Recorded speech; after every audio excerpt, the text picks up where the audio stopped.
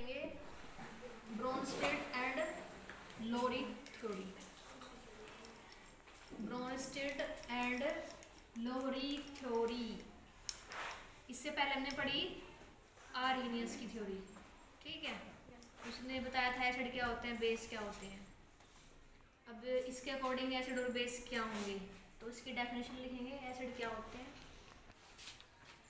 देखो ब्रोनस्टेड के अकॉर्डिंग और लोरी के अकॉर्डिंग एसिड उन्हें कहेंगे an acid is defined as a substance which has tendency to donate proton. Donate का मतलब होता है देना, यानी ऐसे सब्सटेंस को हम एसिड कहेंगे जिसकी टेंडेंसी देने की होती है। क्या देने की होती है? प्रोटॉन देने की होती है। इलेक्ट्रॉन प्रोटॉन वाली बात नहीं हो रही यहाँ पर। यहाँ पर H पॉजिटिव जो आयन होता है उसी को प्रोटॉन बोला गया है। बात समझ में आ रही है? Yes, ma'am. यानी ऐसे सब्सटेंस जिनकी टेंडेंसी होगी प्रोटॉन को डोनेट करने की, देने की, दूसरों को डोनेट करने की टेंडेंसी होगी। क्या डोनेट करने की? प्रोटॉन। जैसे अगर हम बात करें, जो हाइड्रोजन होता है उसके पास एक इलेक्ट्रॉन होता है और एक ही क्या होता है? क्या? प्रोटॉन। अगर इलेक्ट्रॉन को निकाल लेंगे उसमें से तो क्या बचेगा? H पॉजिटिव ही बचेगा। तो उसी को क्या कह रहे हैं? प्रोटॉन कह रहे हैं। बात समझ में आई? Yes, ma'am. तो जैसे अगर हम बात करें HCl ले लिया हमने और इसकी रिएक्शन करा दी मैंने अमोनिया के साथ में,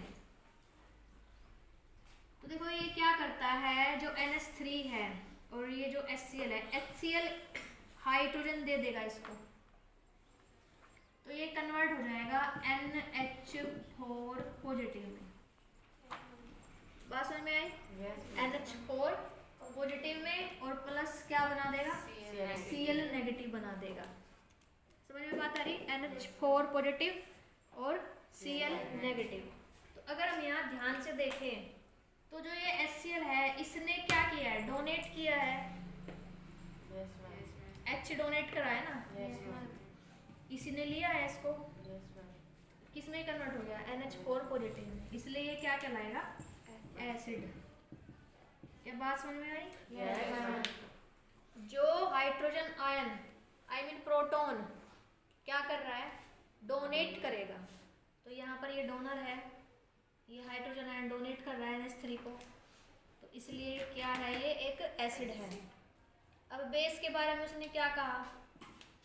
बेस के बारे में लिखेंगे, देखो समझिए, बेस किसे कहेंगे? बेस किसको कहा है इसने? A base is defined as a substance which has the tendency to accept a proton. Base उसे कहेंगे, उस सब्सटेंस को हम बेस कहेंगे जिसकी टेंडेंसी होती है किसको एक्सेप्ट करने की?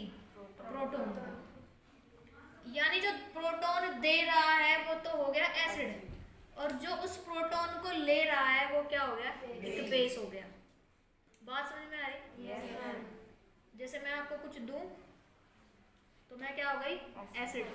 मेरे से जो कोई ले रहा है वो क्या हो गया? बेस। बात समझ में आ रही है? Yes, ma'am. जो कोई प्रोटॉन देगा वो एसिड कहलाएगा, जो उस प्रोटॉन को एक्सेप्ट करेगा वो बेस कहलाएगा। अब यहाँ ध्यान से देखिए, HCl प्लस NH3 के साथ जब रिएक्शन कराते हैं तो NH4 पॉजिटिव बनता है और Cl नेगेटिव बनता है। तो यहाँ से जो H पॉजिटिव यानी जो प्रोटॉन गया वो किसने एक्सेप्ट करा भाई? NH3 ने एक्सेप्ट किया है, तो NH3 क्या हो गया? बेस हो गया। बात समझ में आ रही? बात समझ में आ रही है? Yes, इसने एक्सेप्ट किया है प्रोटॉन को, तो जो प्रोटॉन को एक्सेप्ट करता है वो क्या कहलाता है? एक बेस कहलाता है, और जो प्रोटॉन को देता है वो क्या कहलाता है? एसिड कहलाता है। बात समझ में आ रही है? Yes, ma'am. अब अगर मैं इस रिएक्शंस को रिवर्स कर दूं, ध्यान दीजिएगा, अगर मैं इस रिएक्शन को क्या कर दूं? रिवर्स। रिवर्स का मतलब उल्टा कर दूं, देखो क्या हो जाएगा। अब यहाँ पर NH4 पॉजिटिव क्या दे सकता है? एक H पॉजिटिव आयन दे सकता है, समझ रहे हो? इसमें से ये कन्वर्ट हो जाएगा, यहाँ ध्यान दीजिए NH4 पॉजिटिव जब H पॉजिटिव देगा तो किस में कन्वर्ट हो जाएगा? NH3 में।